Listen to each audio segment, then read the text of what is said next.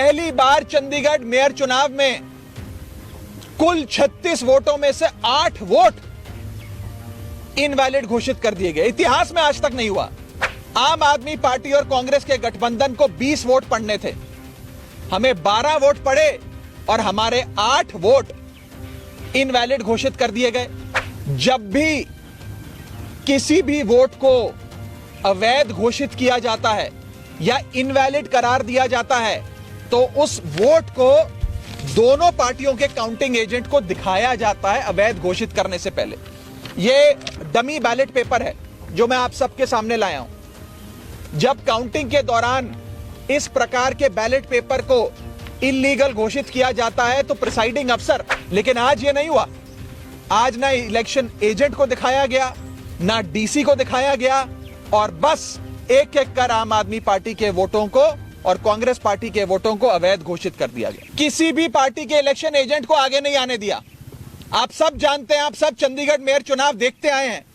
जब भी वोटों की गिनती होती है तो इलेक्शन एजेंट, तमाम पार्टियों के इलेक्शन एजेंट अपनी आंखों के सामने काउंटिंग टेबल पे खड़े होकर काउंटिंग करवाते हैं। लेकिन पहली बार इतिहास में देखा गया कि इलेक्शन एजेंट्स को दूर कर दिया गया, उन्हें टेबल के नजदीक नहीं आने दिया गया।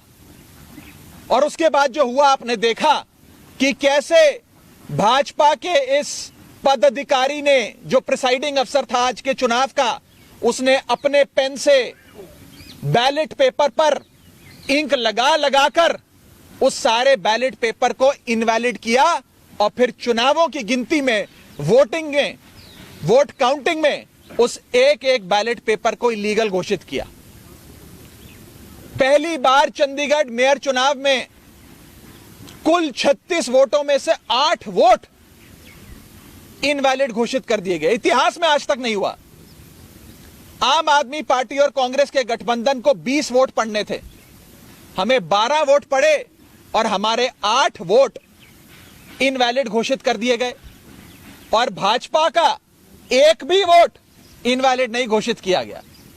भाजपा के और उनके कुल वोट 16 थे, उनको 16 वोट पड़े और आम आदमी पार्टी के 20 में से 8 वोटों को इनवैलिड यानी कि अवैध घोषित करके हमारे वोटों को घटाकर 12 कर दिया गया। साथियों, जब भी किसी भी वोट को अवैध घोषित किया जाता है या इनवैलिड करार दिया जाता है तो उस वोट को दोनों पार्टियों के काउंटिंग एजेंट को दिखाया जाता है अवैध घोषित करने से पहले। यह डमी बैलेट पेपर है जो मैं आप सबके सामने लाया हूं। जब काउंटिंग के दौरान इस प्रकार के बैलेट पेपर को इल्लीगल घोषित किया जाता है तो प्रिसाइडिंग अफसर, अगर मान लीजिए मैं प्रिसाइडिंग अफसर हूं तो मैं दोनों पार्टियों के इलेक्शन एजेंट को वो दिखाऊंगा बैलेट पेपर की, देख लीजिए यहां इनके निशान बाहर लगा हुआ है, ये इनवैलिड है, मैं इसे अवैध घोषित कर रहा हूं। ऐसे दोनों पार्टियों के इलेक्शन एजेंट को दिखाया जाता है और दिखाने के उपरांत उनकी सहमति से और जो डीसी चुनाव हैं, जो डिप्टी कमिश्नर बैठे हैं, उनकी सहमति से इस वोट को अवैध घोषित किया जाता है। लेकिन आज यह नहीं हुआ।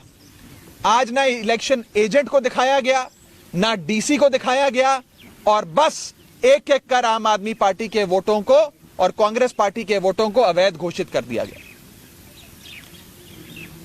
यह दिखाता है कि भारतीय जनता पार्टी इतने छोटे से एक मेयर के चुनाव में, म्युनिसिपल कॉरपोरेशन के मेयर के चुनाव में अगर इस प्रकार की गैर कानूनी असंवैधानिक घटनाएं को अंजाम दे सकती है तो आप सोचिए कि लोकसभा चुनाव की हार देखते हुए ये लोग क्या करेंगे।